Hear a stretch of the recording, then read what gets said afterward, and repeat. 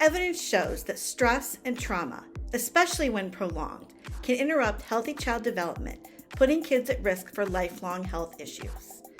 Adverse childhood experiences, or ACEs, are potentially traumatic events that occur in childhood, so 0 to 17 years old. Adverse childhood experiences and their resulting complications can be decreased. I'll explain how next.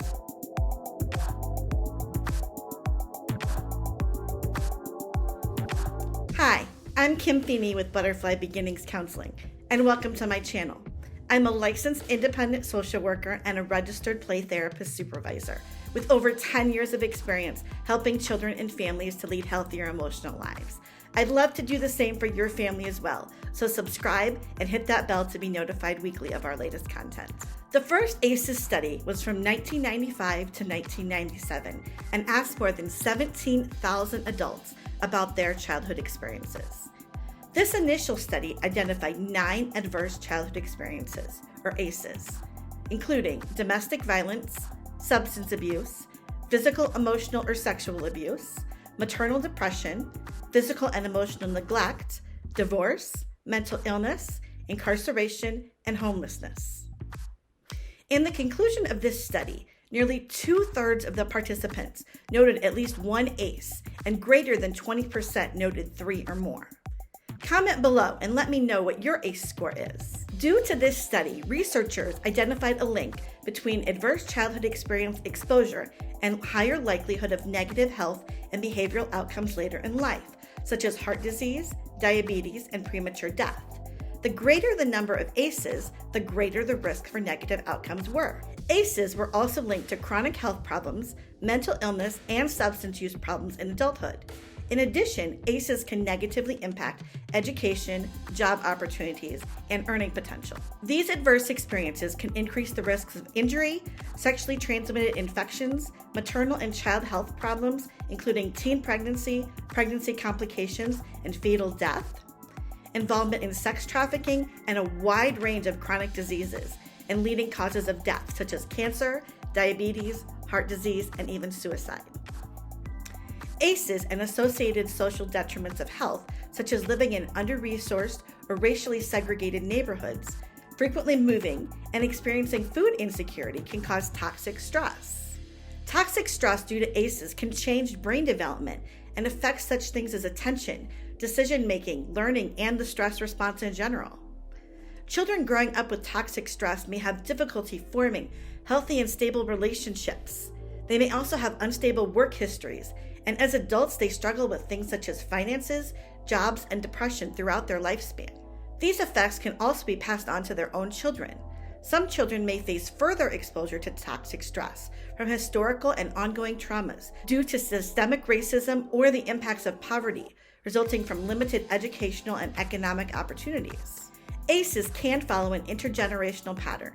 Research suggests that children who experience physical abuse may be more likely to commit violence later in their life, including abusing or neglecting their own children, and they're more likely to be re-victimized in the future. However, despite all this evidence, ACEs can be prevented. And as of the last study, things are showing improvement.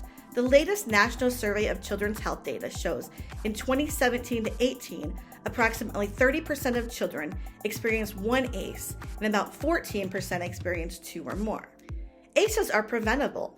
There's several factors that may increase or decrease the risk of perpetrating and or experiencing this type of violence. To prevent ACEs, we must understand and address the factors that put these people at risk. In an effort to do just that, the CDC has outlined 6 strategies designed to prevent ACEs. Number 1 is to strengthen economic supports to families through strengthening household financial security and implementing family-friendly work policies. Number 2 is to promote social norms that protect against violence and adversity. This can be done through public education campaigns, legislative approaches to reduce corporal punishment, bystander approaches, and utilizing men and boys as allies in prevention. Number 3 is to ensure a strong start for children, and this can be done by implementing early childhood home visitation, high-quality childcare, preschool, and enrichment with family engagement in the childcare. Number 4 is to teach skills such as social-emotional learning, safe dating, healthy relationship skills, parenting skills, and family relationship approaches. Some of these such skills are taught during my webinar for parents. Support your child through anger, sadness, and worry.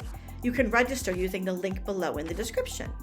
Number 5 is to connect youth to caring adults through activities, such as mentoring and after-school programs. Number 6, intervene to lessen immediate and long-term harms with enhanced primary care, victim-centered services, treatment to lessen the harm of ACEs, treatment to prevent problem behavior and future involvement in violence, as well as family-centered treatment for substance use disorders. Raising awareness of ACEs can help to change how people think about the causes of ACEs and who in the environment can help prevent them. We can shift the focus from individual responsibility to community solutions. This will help reduce the stigma around seeking help with parenting challenges or substance misuse, depression, or suicidal thoughts. Finally, we need to promote safe, stable, nurturing relationships and environments where children live, learn, and play safely. Creating sustaining, safe, stable, nurturing relationships and environments for all children and families can prevent ACEs and help all children to reach their full potential. There are also certain factors that can help mitigate long-term negative impacts after ACEs have already occurred and strengthen the ability to overcome their adversity. These include having close, stable relationships with competent caregivers or other caring adults, and parents or adults who model resilience for the children. It can be beneficial identifying and cultivating a sense of purpose through faith, culture, or identity.